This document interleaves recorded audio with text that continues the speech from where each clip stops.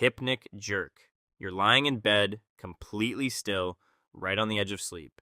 Your body has relaxed, your breathing has slowed, and then out of nowhere, your entire body jolts. Your leg kicks, your arm flinches, and suddenly you're wide awake again, heart beating slightly faster than it should be.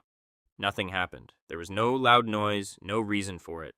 Your body just fired without warning and pulled you back out of the sleep you were almost in. The leading explanation is that as the body begins to relax into sleep, the brain briefly misreads the dropping muscle tension as a sign that you are falling.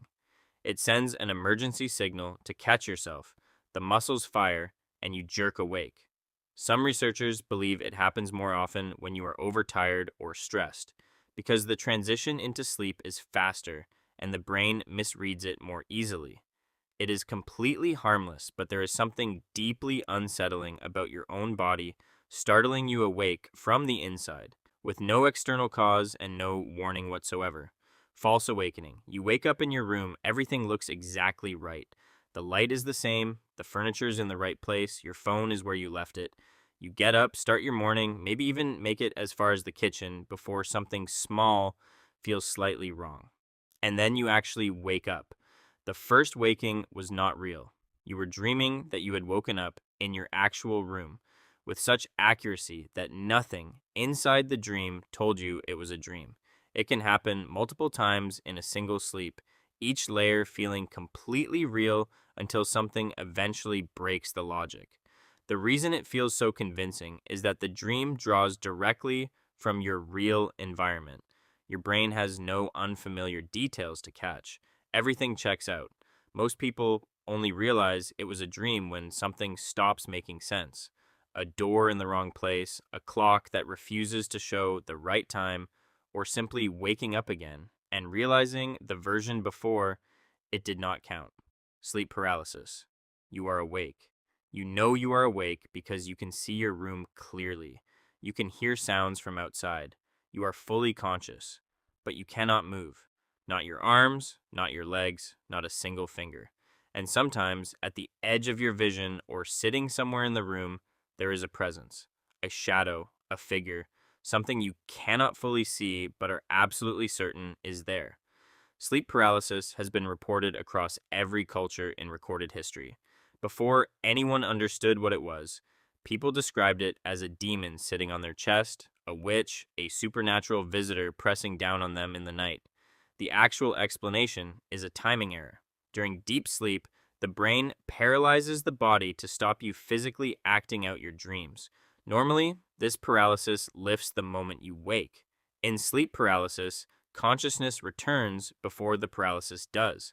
The figures are hallucinations produced by a brain still partially dreaming while your eyes are open. It is not a ghost. It is your brain caught between two states at once. Lucid dreaming. You are in a dream and something shifts. You become aware that what you are experiencing is not real. The dream does not end. You do not wake up. You simply become conscious inside it, aware that you are asleep, aware that everything around you is constructed entirely by your own mind. Some people stumble into this accidentally, triggered by a moment of something feeling slightly wrong inside the dream. Others spend months practicing specific techniques to produce it deliberately. What makes it genuinely unusual is that during a lucid dream, the parts of the brain associated with self-awareness and rational thinking become active in a way they are not during ordinary sleep. You are not fully awake, but part of you is watching. Some people report being able to influence what happens once they become aware. Others find that the moment they try to take control, the dream dissolves entirely and they wake up before they can do anything with it. Exploding head syndrome. You are somewhere between waking and sleep, not quite in either place, when suddenly there is an enormous sound, an explosion, a gunshot, a crash loud enough that it should have woken the entire house. But everything is silent. No one else heard it because it did not happen. There was no sound. Your brain produced it entirely on its own at the precise moment you were crossing into sleep. Exploding head syndrome is a name dramatic enough that it is hard to believe it describes something harmless. What happens is that as the brain powers down for sleep, the auditory neurons sometimes fire in a sudden burst rather than shutting down gradually. That burst gets interpreted as sound, often massive, sudden, and startling. It can also appear as a flash of light rather than a noise. It is not painful, not dangerous, and not a sign of anything wrong. It is simply the brain's shutdown sequence misfiring briefly on the way out. The Tetris Effect.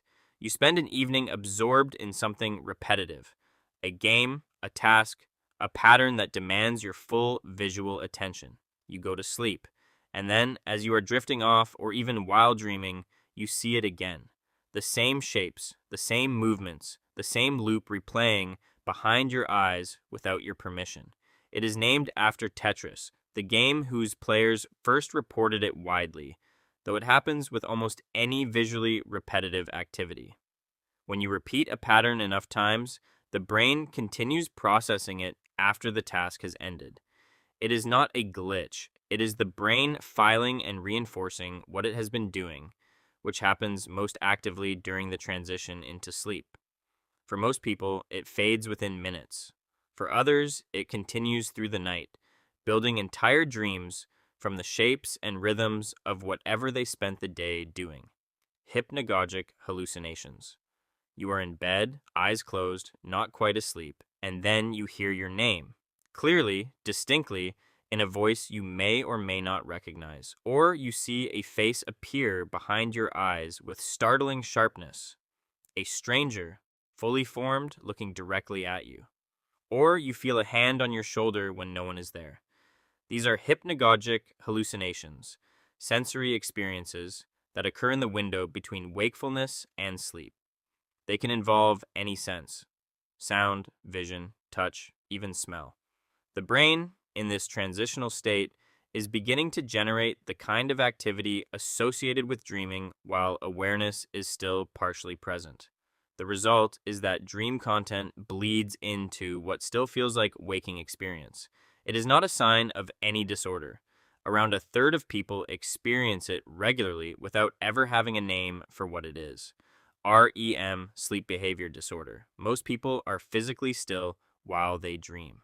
The brain sends a signal during REM sleep that suppresses movement, keeping the body quiet while the mind runs through whatever the dream contains.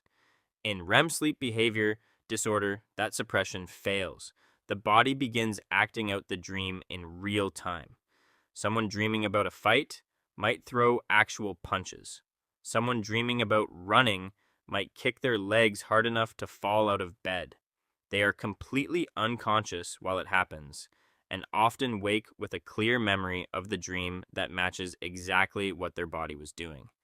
It tends to develop gradually and is more common in older adults, though it can appear at any age. In many cases, the person has no idea it is happening until someone sleeping nearby tells them. It is one of the stranger intersections between the dreaming mind and the physical world, the body becoming a live performance of something the person believes they are only imagining.